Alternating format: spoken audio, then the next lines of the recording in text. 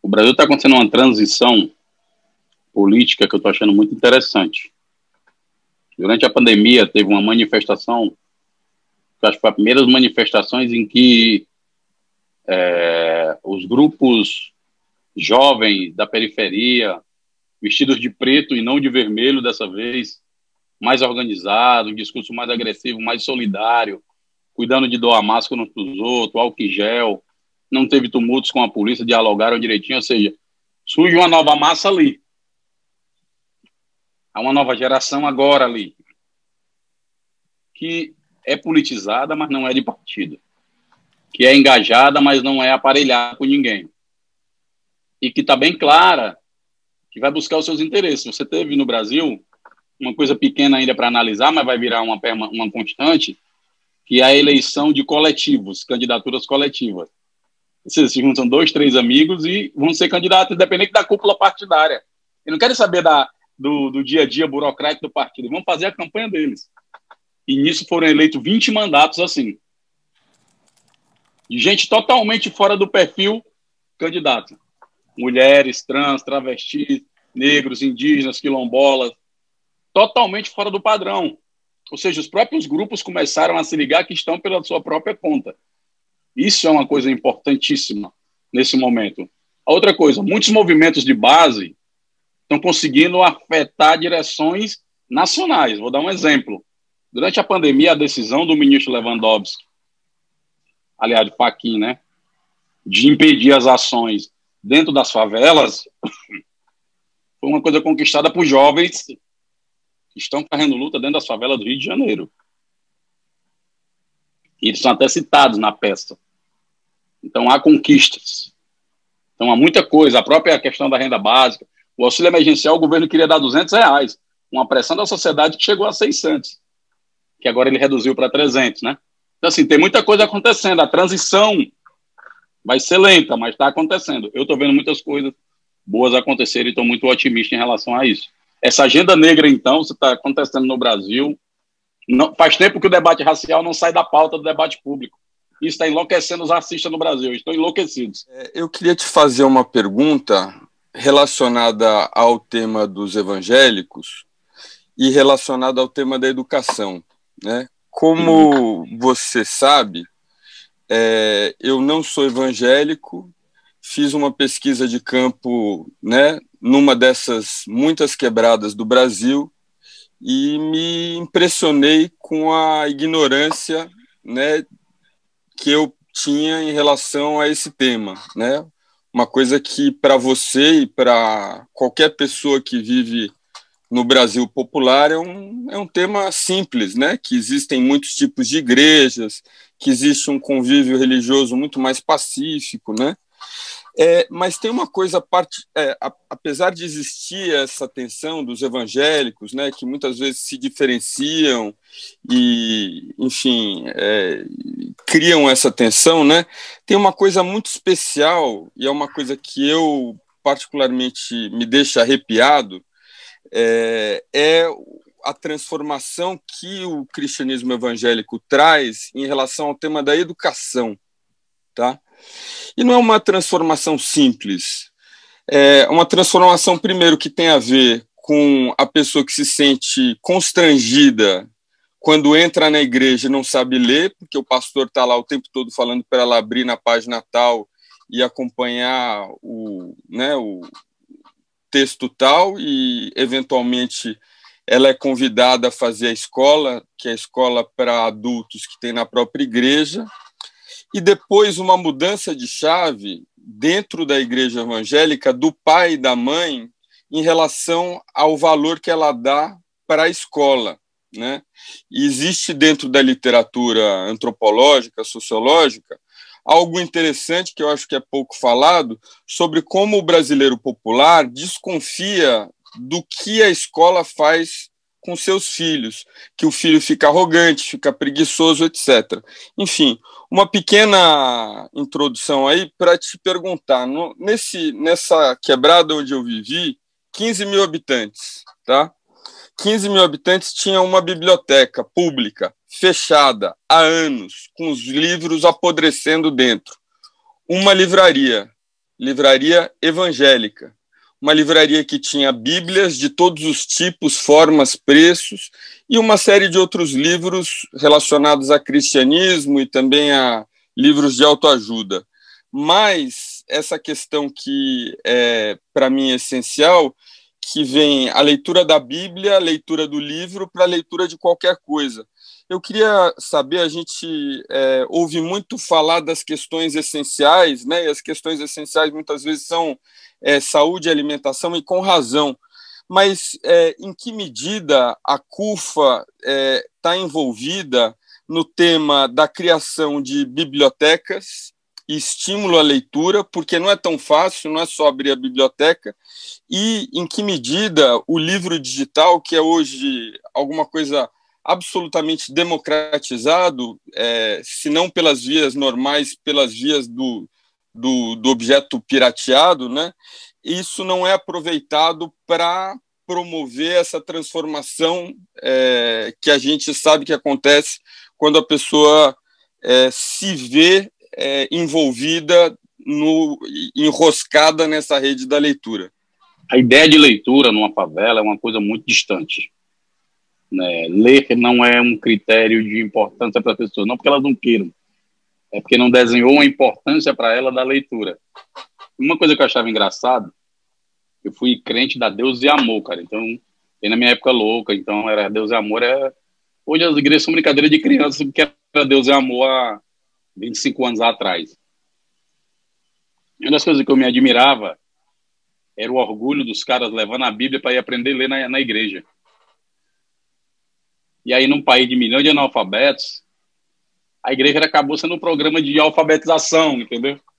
Da galera que não tinha idade para ir mais, estava fora da escola, idade escolar. Muita gente já de idade realmente que não sabia ler e escrever. E os irmãos pegavam o domingo para ensinar todo mundo a ler e escrever. E quando passava 2, 3 meses, as pessoas estavam lá cantando os hinos das harpas, as pessoas estavam lá citando os versículos da Bíblia, dando seu testemunho. Aquilo era mais do que um ganho intelectual, aquilo era de um ganho simbólico que não dá para aferir pelos números, né, pela planilha de Excel. Cara, eu ficava muito emocionado com isso. Eu não tinha dimensão na época, eu não entendi o que estava passando. Hoje, quando eu penso, a alegria dos irmãos, naquela época das irmãs, isso é muito foda. E eu vejo muita gente batendo os evangélicos, mas tem que observar esses pequenos detalhes que, na verdade, são enormes para quem está lá, sem nenhuma alternativa. A CUFA ela tem feito muito trabalho em relação a isso, sala de leitura, principalmente para crianças, e tem feito muito forte isso, as crianças adoram leitura. Eu acabei de escrever um livro, eu não sabia qual era a experiência, eu escrevia sempre rap, então a literatura ela abre outros ambientes, nos coloca em contato com outras pessoas, é um negócio fantástico, e ver as pessoas lendo o seu livro é uma sensação assim emocionante, inenarrável, porque não é verdade que as pessoas da favela não gostam de ler. Elas querem ler algo que se pareçam com elas. É muito legal isso. Um sociólogo americano que estuda os presos brasileiros que adotam o cristianismo evangélico, né? E ele compara essa experiência com a experiência do movimento dos direitos civis nos Estados Unidos, falando sobre como o cristianismo ajuda ou permite que a pessoa se reinvente, né?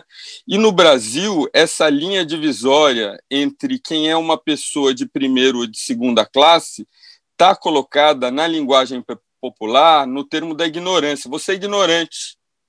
Então, eu tenho a impressão que quando o sujeito sabe ler e escrever, e na minha pesquisa sobre a internet, isso aparece muito, ou seja, quando o sujeito tem uma conta no Facebook ou usa o WhatsApp, né? Ele deixa de ser ignorante, ele deixa de se sentir ignorante, né? E isso acontece também pelas igrejas. Não sou mais ignorante, eu sei ler, eu sei usar o Facebook, eu sei usar a internet. Eu queria que ele elaborasse um pouquinho sobre duas questões, Zezé.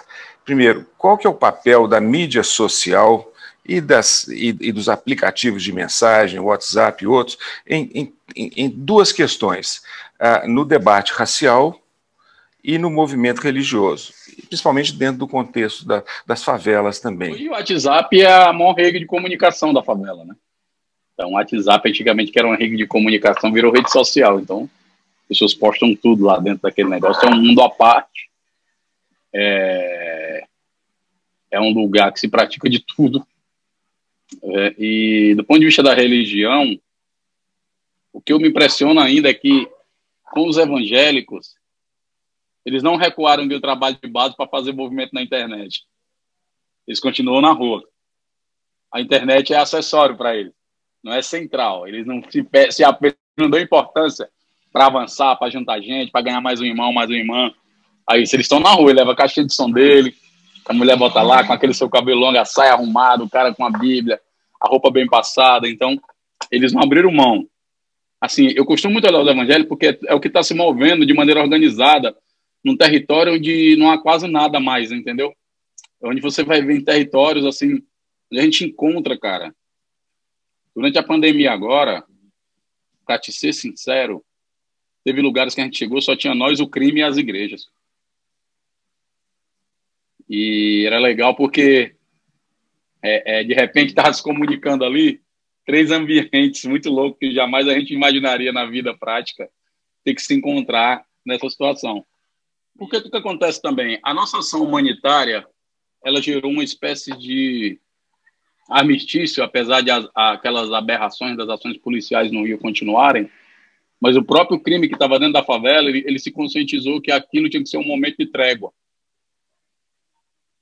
Então, nas nossas ações não ia ter treta nenhuma, não ia ter confusão nenhuma, porque era gente de vários bairros nos mutirões, então ia para um bairro inimigo e chegava lá, não tinha nada. Tinha bairros que o caminhão de cestas ia sendo escoltado de bairro a bairro. Então ia para um bairro, ia entrar noutra favela que estava em guerra, vinha uns moleques de moto de lá para pegar a gente para levar na fronteira. Então aconteceu várias vezes isso.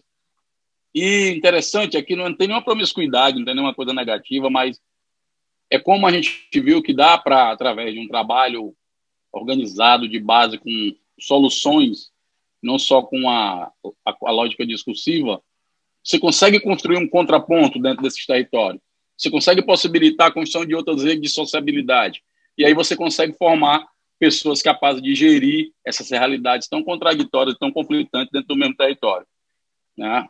A internet, voltando lá para a pergunta do irmão, ela foi fundamental para nós, porque a gente compartilhava desde protocolo de saúde até dados sobre os indicadores de arrecadação. Então, assim, foi uma mão na roda.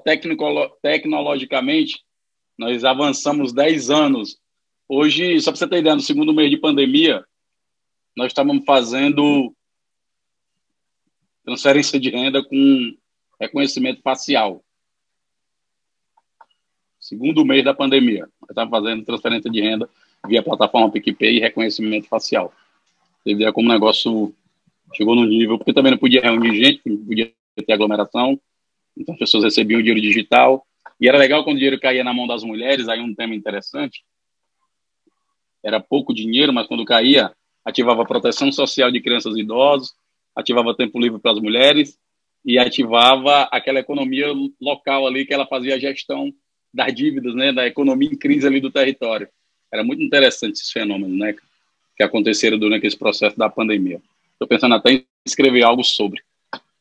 Você é um dos maiores intelectuais orgânicos desse país. Eu acho que é muito bom estar contigo.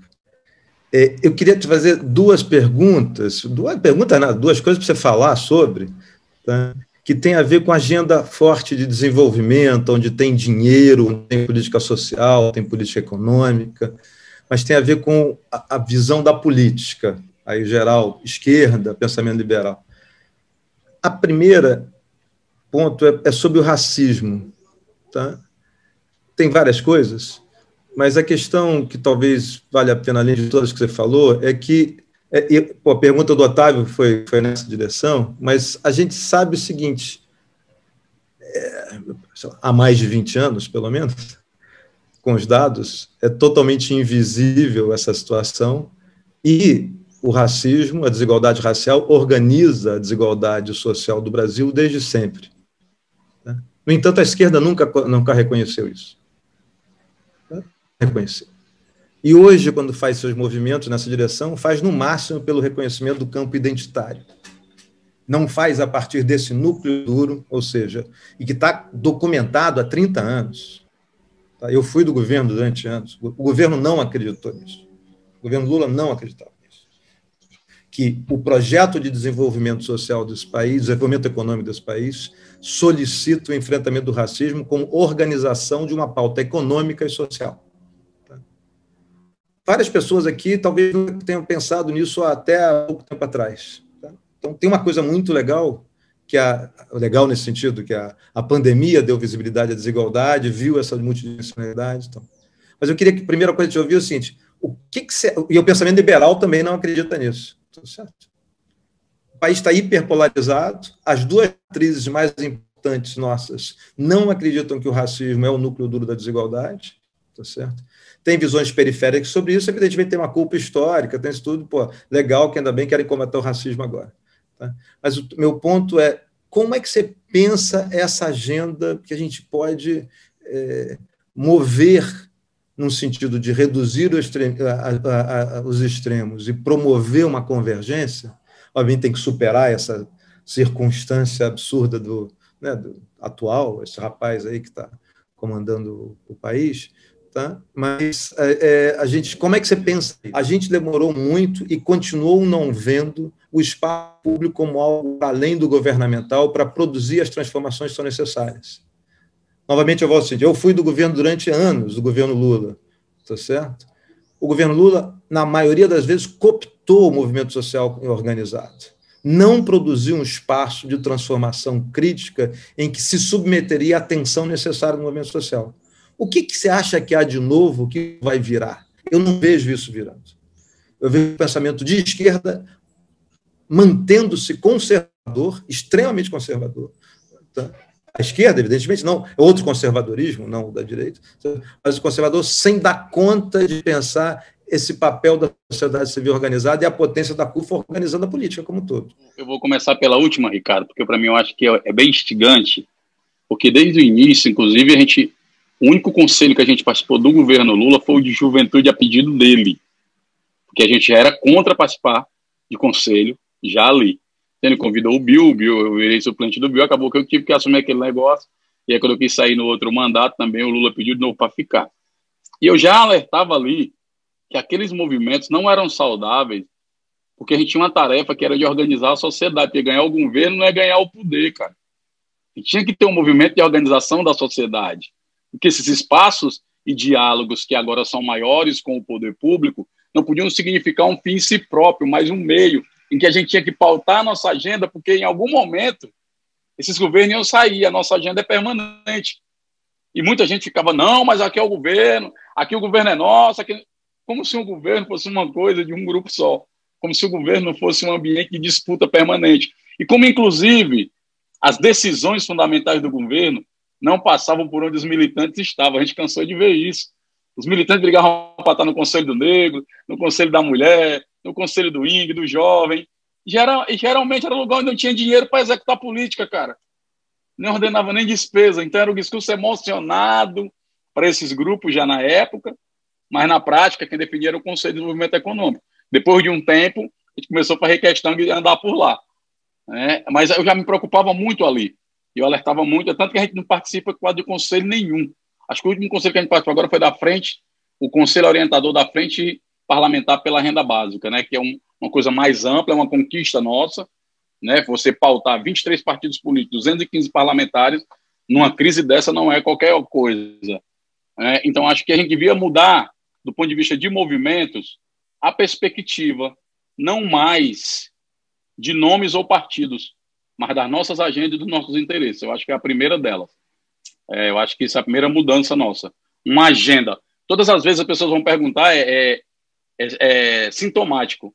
Qual seria o nome agora para o Brasil? Eu não sei se tem que ter um nome agora. Cadê a agenda primeiro? A agenda que vai definir quem vai ser o nosso servidor para executar a agenda que a gente definiu, cara. Todas as vezes o projeto está em torno de um nome de alguém e um partido X. Isso acaba com qualquer possibilidade de engajamento da sociedade, cadê?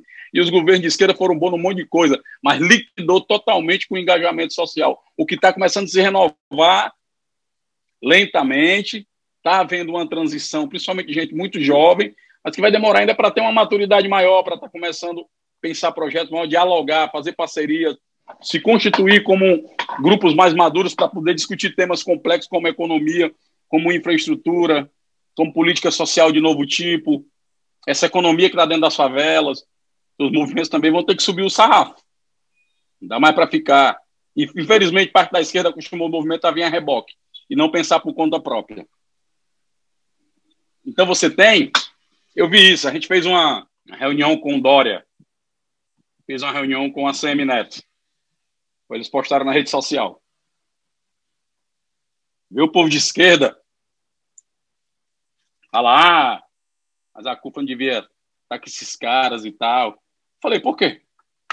Porque esses caras são da direita, bota a polícia para matar o povo preto, não sei o que, seu pai, papapá. Eu não fui lá discutir a agenda para matar o povo preto. Eu não fui lá discutir a agenda do PSDB ou do DEM. Eu não fui lá conversar com a ACM ou com Dória. Fui lá discutir com o gestor público, eleito na eleição democrática, que todos participaram, logo todos legitimaram, logo foi super reconhecida por todos, e que está aí durante 4 anos para resolver demanda da sociedade com recursos que são da sociedade. Isso, na verdade, Ricardo, é uma ruptura e incomoda parte desses movimentos que querem o pensamento da agenda pública aparelhada por partidos. Então, eu não vejo sair daí, por esse rumo que querem repetir, de transformar a agenda da sociedade num puxadinho dos partidos, por aí eu não vejo. Eu tenho que ter um movimento de ruptura com isso, de obrigar o mundo político a ser pautado pela nossa agenda. Sobre o racismo, eu penso que é mais complexo. Por quê? Porque isso tem a ver com as bases, inclusive teóricas, que esses grupos políticos foram formados, né? E a esquerda tem essa questão da luta de classe, né, do marxismo. E eu nem entendo, porque pelo que eu estudei de marxismo, e olha que eu, na minha época, dava trabalho o cabo tirar a carteirinha de comunista, né? O Nenê perdia até as tardes e quantas coisas para ler aquele Capital, para ler aquela ideologia alemã, para ler aqueles manuscritos, né? Eu sofri muito na minha época de mais jovem para poder estudar e entender aquelas coisas, né? Sendo um jovem de periferia e tendo que dialogar com aquela literatura. Hoje não, hoje o cara xinga o Bolsonaro, ele é comunista. Mas, assim, a base teórica da esquerda, ela nunca vai dialogar com o povo se ela não levar a questão racial. A direita está dialogando por quê? Por que o povo preto está dialogando com a direita? Porque a direita está conseguindo captar frustrações da população. Vamos ver alguns exemplos. Onde o discurso, por exemplo, da extrema-direita capturou várias frustrações das pessoas. E a esquerda vacilou e patinou. Vou dar vários exemplos aqui. O primeiro deles, segurança pública. O enredo de direitos humanos, durante muitos anos, viveu de falar da denúncia da violência policial. Não estou dizendo que é errado, não. Tem que ter mesmo denúncia. Não pode aceitar violência policial. Mas, dado o tempo, com a melhora, inclusive, eu vi isso acontecer aqui no Ceará, inclusive, o eleitor do Lula, que melhorou de vida, montou um mercadinho, né, botou o filho para estar no colégio particular, o filho viaja para a Europa uma vez por ano, emprega um monte de gente da área ali, mas toda semana estavam roubando o mercadinho do seu Jair. E o seu Jair começou a chamar a polícia, dar um dinheirinho para a viatura ficar por ali. A viatura passava, mas o assalto continuava. Até que os policiais começaram a dar fim na galera. E aí seu Jair, que é um cara que votou, ele falou isso para mim, inclusive, votou no Lula, desde quando o Lula começou a ser candidato, apaixonado pelo Lula, tem foto com o Lula, tudo. Votou na Dilma porque o Lula pediu, ele não queria. O Lula pediu de novo, ele disse que a mulher ia dar problema e deu. E ele, seu Jair, chegou num nível que ele falou, porra, Zé, eu gosto muito do PT e tudo, sou o governo que mudou minha vida, mas eu não tenho como defender o que eu conquistei no governo. Então, alguém tem que defender aqui o que eu conquistei com muito trabalho, cara, porque não dá. E aí entrou o discurso da extrema-direita, dizendo que a defesa de direitos humanos é a defesa de bandido. E como não se tinha um debate para os trabalhadores da segurança, que se quer destruir a polícia militar, então isso não dialoga com nada, esse tipo de jargão. Vou dar outro exemplo, corrupção. Enquanto a esquerda ficava fazendo a discussão gourmet de fila de supermercado e vaga de carro, isso era corrupção, burlar essas filas, e eu lembro, inclusive, que o Rui Falcão botou, olha o que o Rui Falcão fez, botou no Facebook dele o ranking da corrupção, e o PT era o quarto, ele se orgulhava de falar isso, no ranking da corrupção o PT era o quarto. Quando eu vi aquilo, eu disse, Jesus, como que o partido vanguarda da esquerda entrou no moralismo deslavado e vai cair nesse papinho de corrupção. Quando vier o punitivismo judicial de lá para cá, se ele tiver roubado um bombom, vai pagar a pena de quem roubou um banco. Dito e feito. O mais louco, aí outro processo de novo, Ricardo Henrique, é que essa agenda punitivista de direita na segurança pública tem um elemento novo que não é só a esquerda que não interviu. Ela foi partícipe da construção desse clima fascista da segurança pública. Quem nacionalizou facções de crime foram os presídios nacionais. Quem aumenta efetivo, munição e viatura nos estados e prisões são os governos de esquerda. E o legado final é a terceira população carcerária do planeta. Ninguém quer falar sobre isso, cara. E aí a extrema-direita tem a legitimidade, né? Não é à toa. Aqui no Ceará, a propaganda do Gamilo, que está com 80 e tantos por cento de aprovação, é o Raio. Sabe o que é o Raio? É uma polícia tipo BOP. O governador do PT é um democrata, um cara sério, gente boa, meu amigo. Mas só para você ver como a crise é profunda. E a outra tem vários elementos. Há um descontentamento com a mídia muito grande, com as informações. Há um descontentamento com o sistema de justiça. E, infelizmente, o Bolsonaro, eu não gosto de falar o bolsonarismo, para assim, dar um status daquele maluco que ele não tem. Mas, na verdade, o que eu acho que ele não é causa, ele é um sintoma. E ele canaliza todas estas frustrações ainda. Então, a Globo, ela quer o grande terror, ou o PT era o grande terror para a mídia, né, para a Globo, o meio de comunicação, mas quem está prometendo dar murro na boca jornalista é o Bolsonaro. É ele que canaliza esse descontentamento da população contra a mídia. E no debate agora da economia e da pandemia, ele ganhou várias batalhas porque não se tinha, ao meu ver, líderes que quisessem fazer uma disputa com ele. Eu acho que meio que todo mundo meio que correu no início. Porque ele veio para cima com a loucura dele. Negacionismo, mentira, aquela coisa toda. Cloroquina e tal. E do lado de cá, ficou todo mundo na defensiva. E aí foi um caos, principalmente para os mais pobres, né? Que se não fosse o SUS, nosso caos seria pior. São algumas questões, e aí de fundo eu acho que, para finalizar com a questão do racismo na esquerda e na direita, acho que é mais ou menos com o que a gente falou no início. Precisa se construir agora, por exemplo, nós estamos agora pautando em relação às empresas com essa questão do Carrefour. O tema do racismo está entrando do jeito, nós estamos discutindo a comunicação das empresas, o RH das empresas, o controle das empresas de segurança, vamos tirar a terceirização de segurança, formação diferenciada. Então nós estamos discutindo, colocando o racismo no sentido de que essas empresas terão outra conduta em relação ao tema do racismo. E elas estão entendendo que isso é essencial para a sua existência. Não é uma coisa pontual, é o centro do debate. Por isso que eles estão o tempo todo agora debruçados para saber o que vai acontecer. Porque se tiver um próximo caso, a bola de neve cada vez mais cresce. E essa agenda, eu acho que é mais interessante, por isso que a esquerda também tem dificuldade de entender, mas parte dos movimentos negros também criaram alguns espantalhos, né? Ao invés de eles discutirem uma questão estrutural, eles criaram que o inimigo é o homem branco, cis, hétero e aquela coisa toda. Só que tem o seguinte, nos grupos de esquerda, esse é o perfil dos líderes, pô. Então eles criaram um negócio meio louco.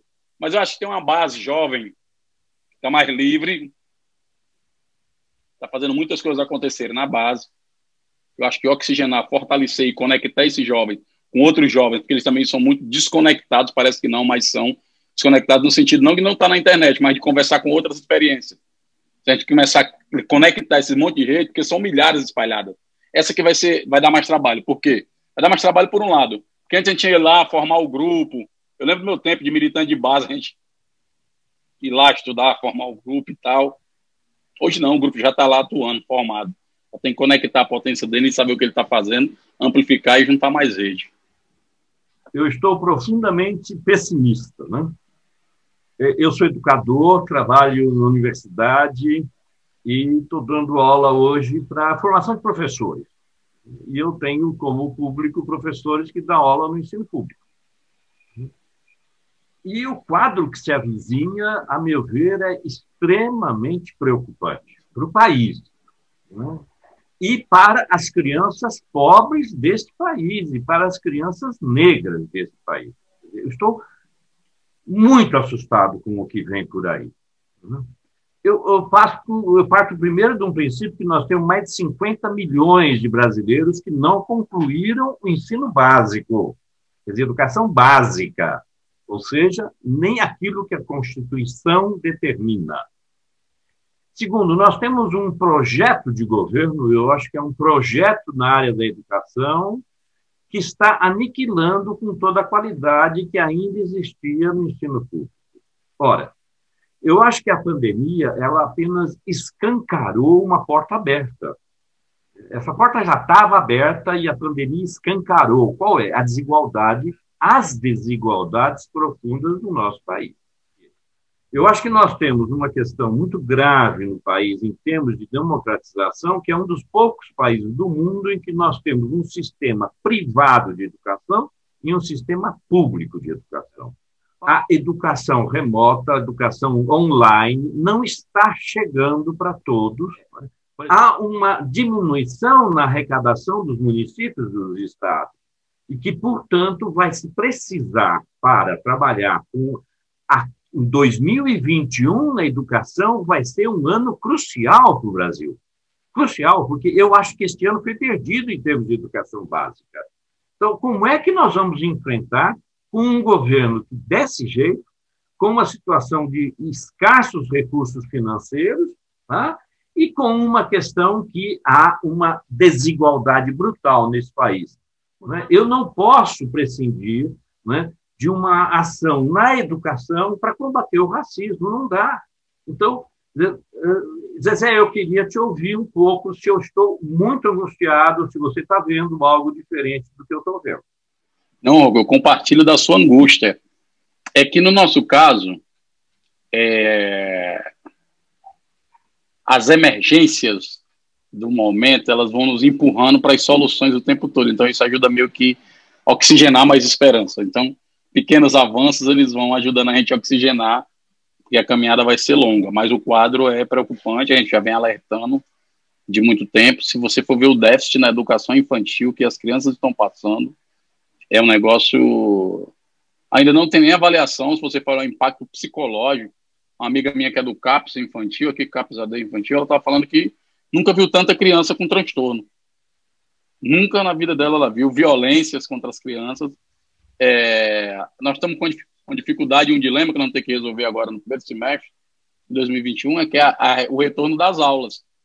Porque tem um dilema, porque os pais não acreditam que as escolas podem oferecer segurança para os seus filhos. Os professores também não se veem seguros de dar aula na escola. E parte dos jovens já estão começando a se desmotivar de estudar, sem falar dos que não têm condição de estudar.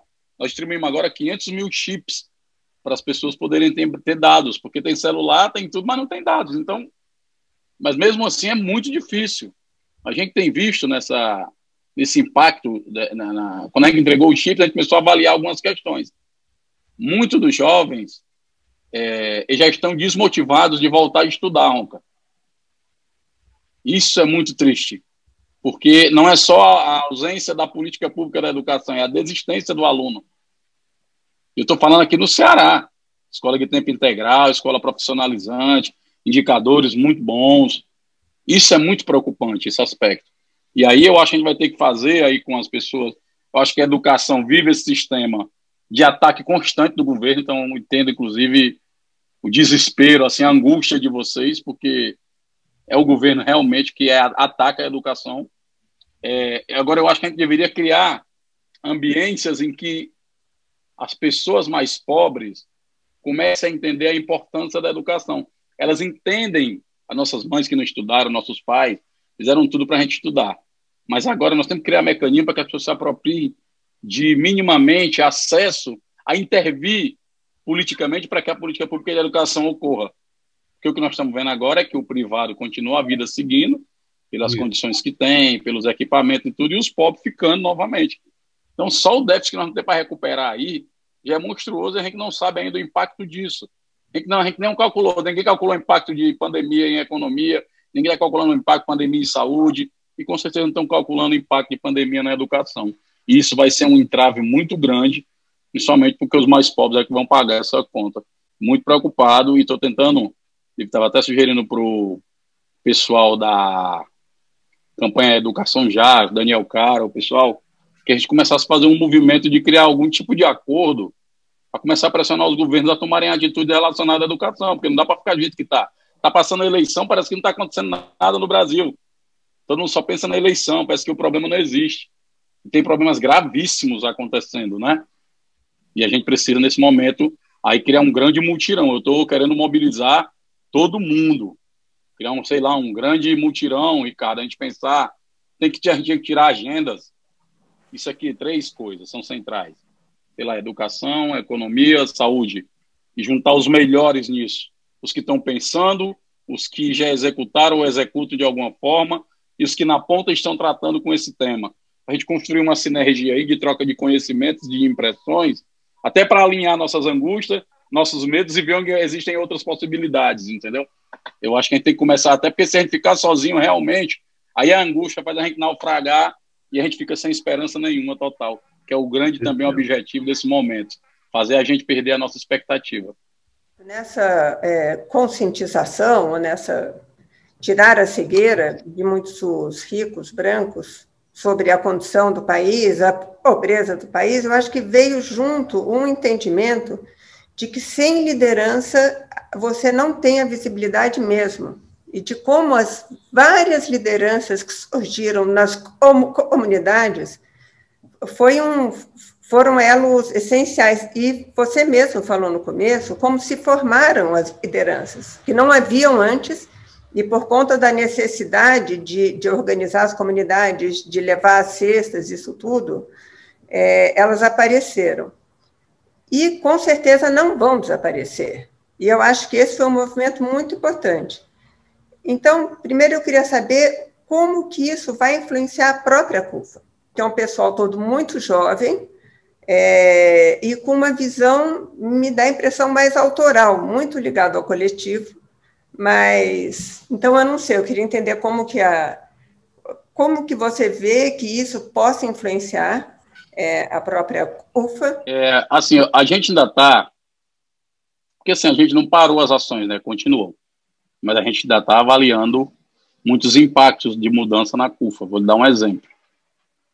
É impressionante o número de lideranças mulheres que apareceram, mas é infinitamente maior do que dos homens.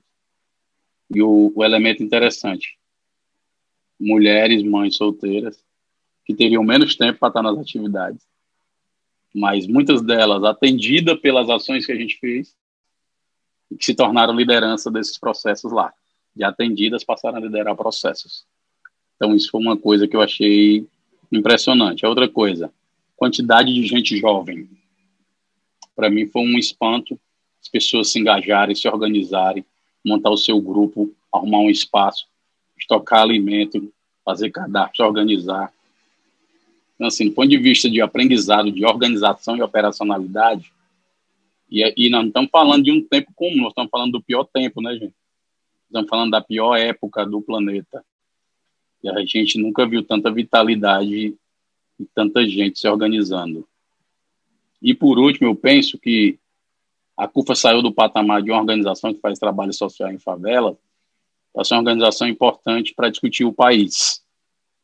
Então, acho que isso é um elemento novo. A gente vê isso pelos locais que a gente frequenta, pelos prêmios que a gente está recebendo como reconhecimento, pelos lugares que a gente está frequentando, pelos líderes que a gente está encontrando e conversando e construindo coisas juntos. Mudou muito o patamar e a dinâmica da CUFA.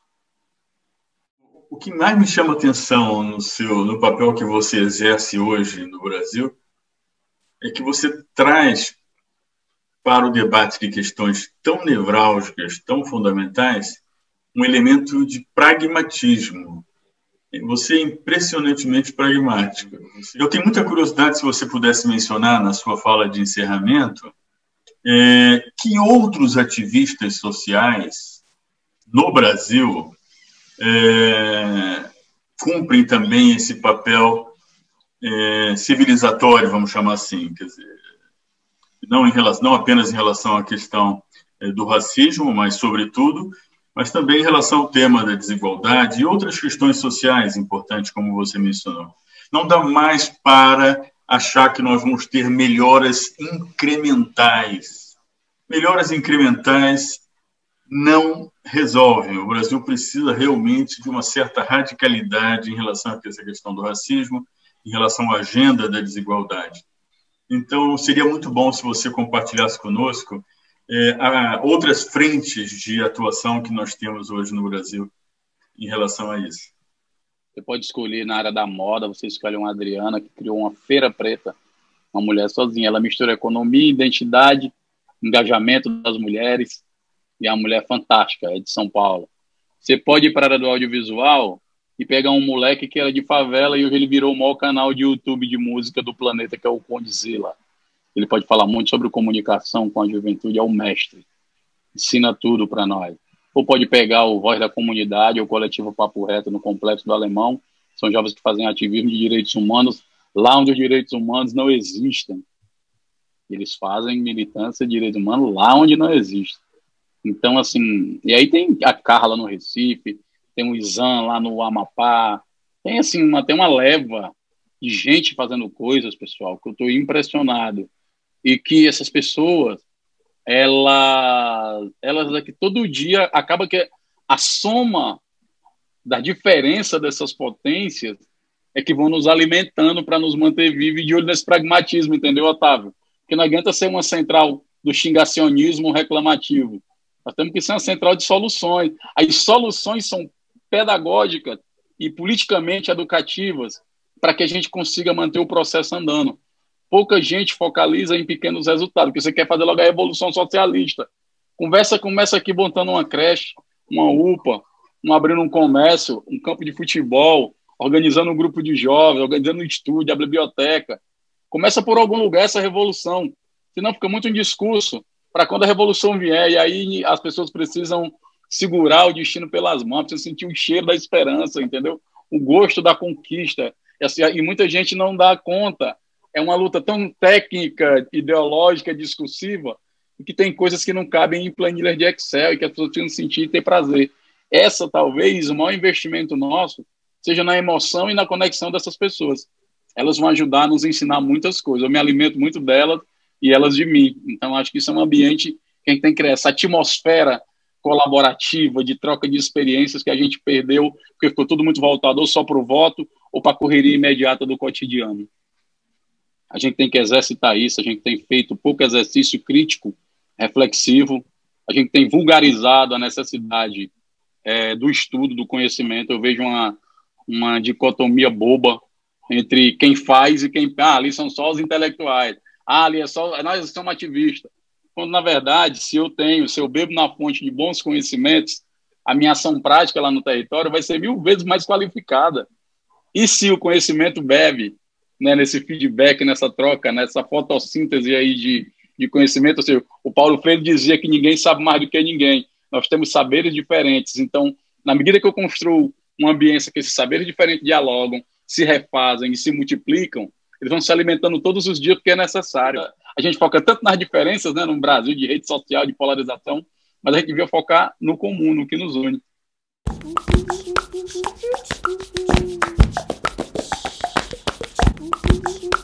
Thank you.